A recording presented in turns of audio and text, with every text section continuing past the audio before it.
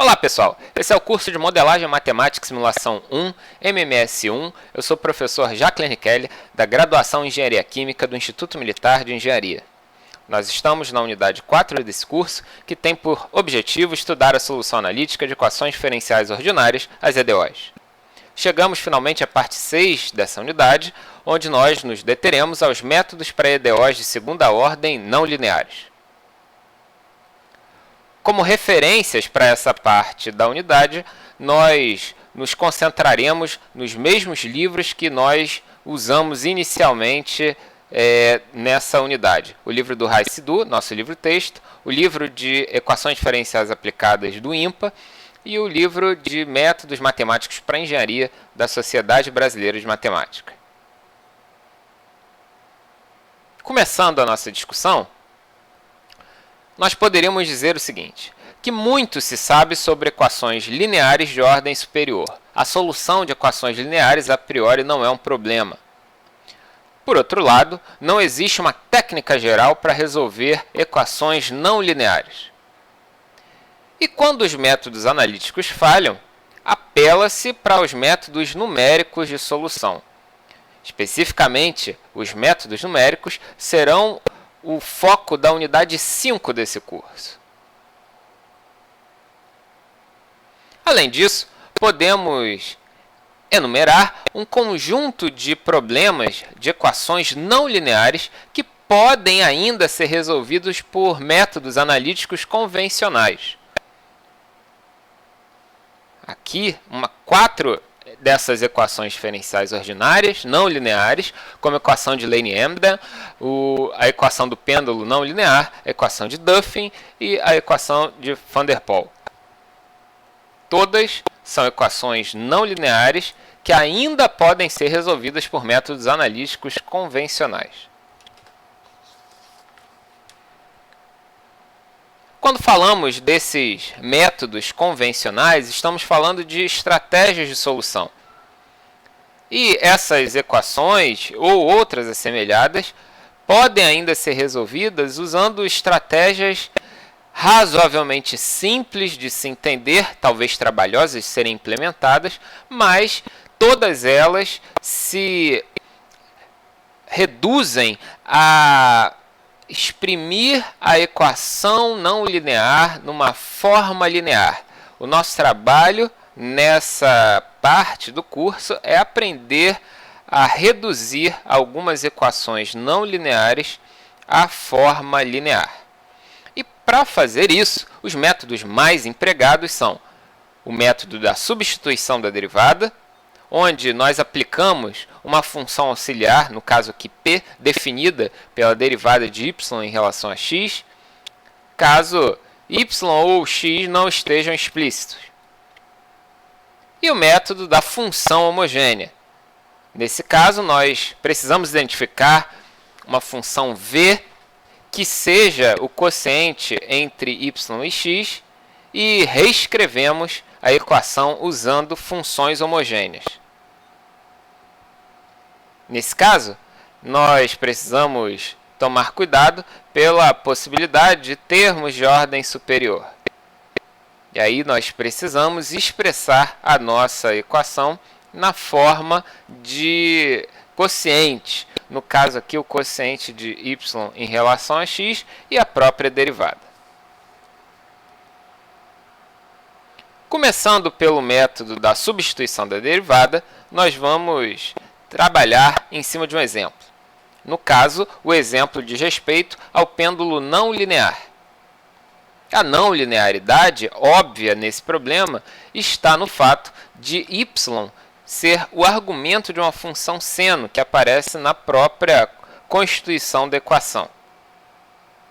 Além disso, nessa equação, ela não exibe a variável x explicitamente.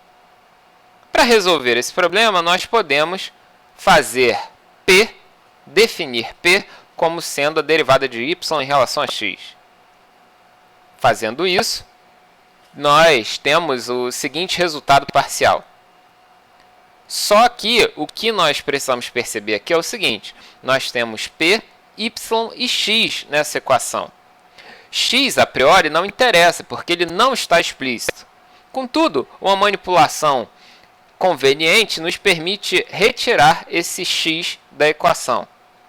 Já que x não está explícito, observe, nós temos a nossa definição de p como a derivada de y em relação a x e, reescrevendo essa derivada, usando a regra da cadeia, nós podemos expressar a derivada de p em relação a x como a derivada de p em relação a y vezes p.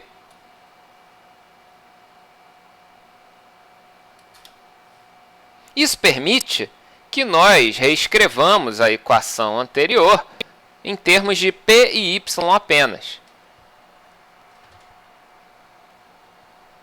Nesse caso, se nós isolarmos as variáveis e integrarmos a expressão resultante, chegamos a um resultado equivalente a esse. Devido ao quadrado de p que aparece aqui, essa solução vai ter dois ramos. E o que nós observamos logo de cara é que y se encontra preso dentro dessa raiz. De certa forma, nós temos um problema um tanto quanto implícito. Para escrever apenas em termos de x e y, integrando essa equação, nós chegamos ao seguinte resultado. Nós temos y dentro dessa expressão integral e x separado aqui como esses termos, lembrando dos ramos mais e menos devido ao quadrado de p anterior. Essa solução não é nada simpática, mas não há dificuldade de se construir gráficos para problemas como esse e resolver eventualmente essa integral de alguma forma numérica. Bom, de certa forma nós temos aqui a solução analítica do problema. Como nós vamos isolar y em função de x, aí já é uma outra questão. Um próximo exemplo diz respeito a essa equação não linear. O principal elemento que demonstra a não linearidade é esse quadrado da derivada primeira. Além disso, nós temos esses quocientes em relação a y que aparecem aqui nos termos adicionais. Note novamente que x não está explícito. Parece que isso é uma constante quando nós usamos o método da substituição da derivada. Nesse caso, fazendo a nossa definição, p sendo a derivada de y em relação a x, e da mesma forma, lembrando que a derivada de p em relação a x pode ser escrita como a derivada de p em relação a y vezes p, para que não fique um x sobrando no nosso desenvolvimento. E nós poderíamos ainda reescrever essa última parcela do nosso desenvolvimento de uma forma ainda mais conveniente, já que nós temos um quadrado da derivada. E aí esse dp dy vezes p poderia ser reescrito como meio de dp2 dy. Esse foi o mesmo artifício que usamos na solução da equação de Bernoulli. Substituindo, então, e multiplicando a expressão por 2, nós temos o seguinte resultado. Olhando com cuidado essa expressão, nós vemos que a solução para P2 pode ser feita usando a técnica do fator integrante, que nós já aprendemos lá atrás. Eu repito aqui esse resultado e, identificando o fator integrante, rapidamente nós podemos construí-lo em termos da exponencial dessa integral. A solução para p ao quadrado, então, vai ser dada por essa expressão aqui.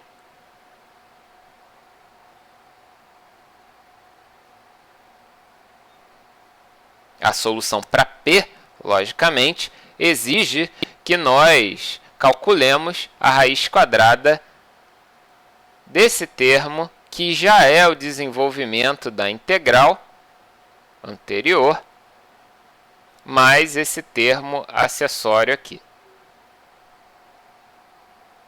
Integrando novamente, isolando as variáveis e integrando, nós poderíamos obter y como função de x, mas chegaríamos a uma equação implícita novamente. Mas, apesar da dificuldade de uma expressão direta de y em função de x, nós temos a solução analítica dessa equação. Isso que é o importante.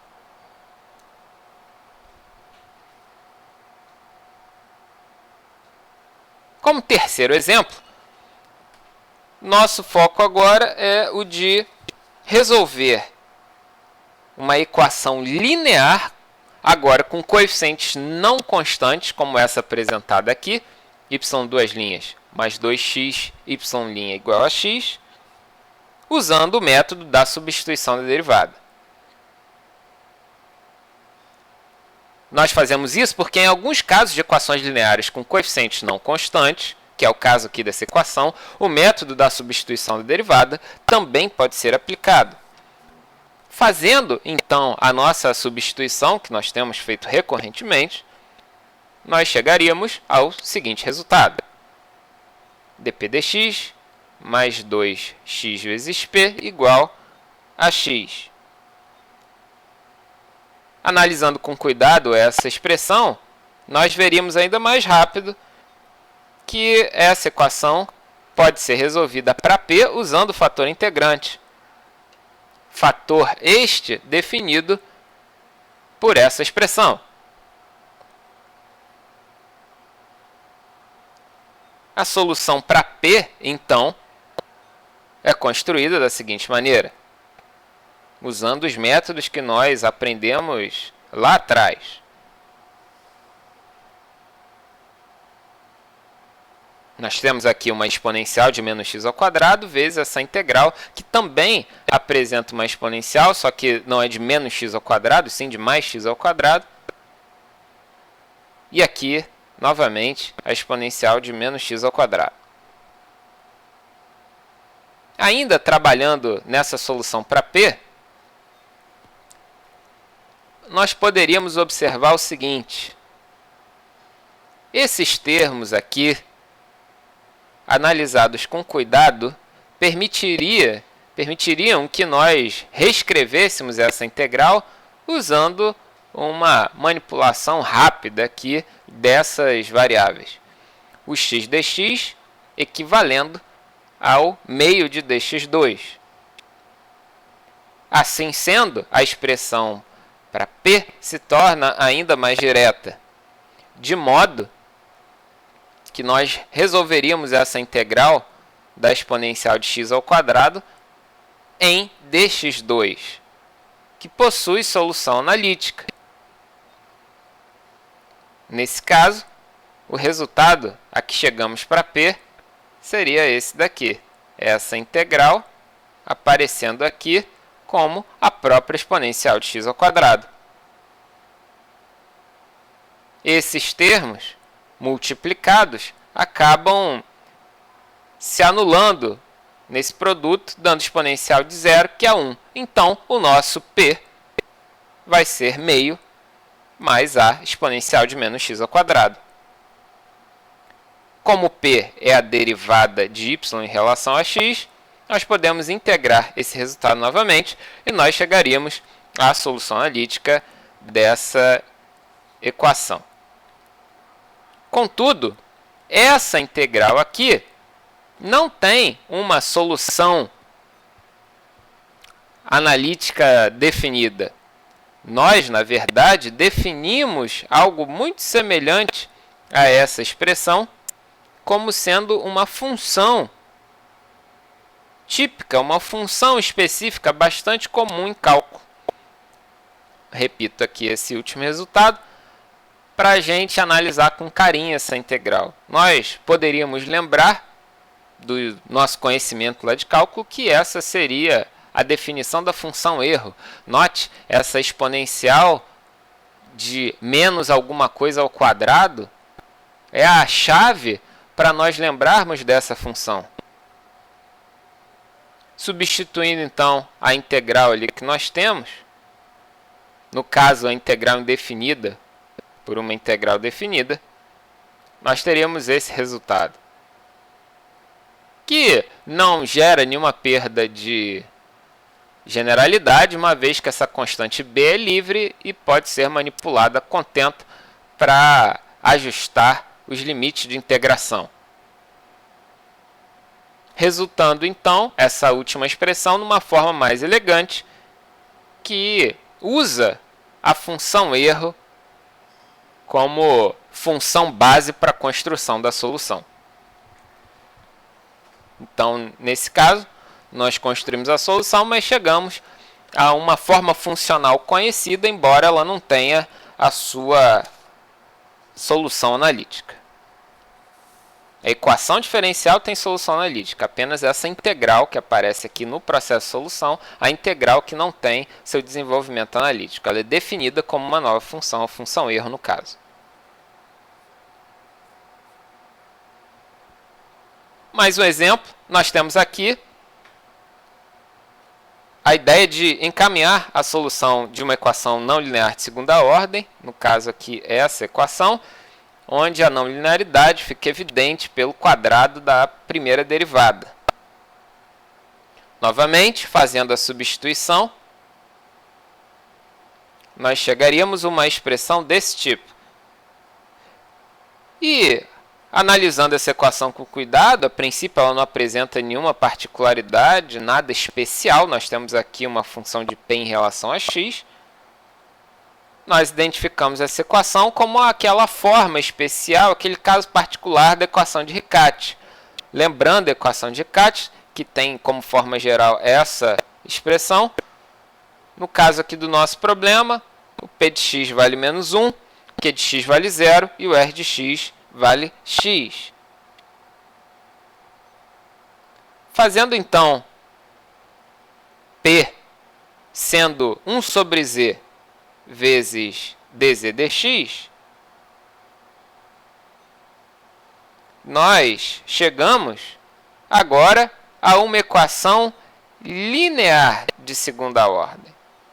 Então, perceba o processo de solução. Nós partimos de uma equação não linear de segunda ordem, encontramos uma equação conhecida, e essa equação conhecida já tinha um mecanismo próprio de desenvolver a solução, transformando ela numa equação linear de segunda ordem. Olha o preço que nós pagamos. Nós tínhamos aqui parcialmente uma EDO de primeira ordem não linear, mas para resolver o problema nós montamos uma equação de segunda ordem linear, que a solução é muito mais fácil. No caso específico desse problema, essa última equação aqui que aparece é a equação de Airy, que vai ser objeto de uma parte posterior dessa unidade, quando nós utilizaremos o método de Frobenius para equações diferenciais ordinárias que apresentam coeficientes não constantes.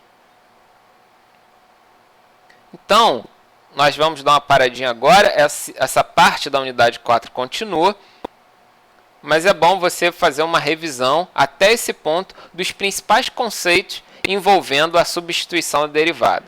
Conceitos e estratégias. Isso é importante quando a gente está lidando com equações não lineares.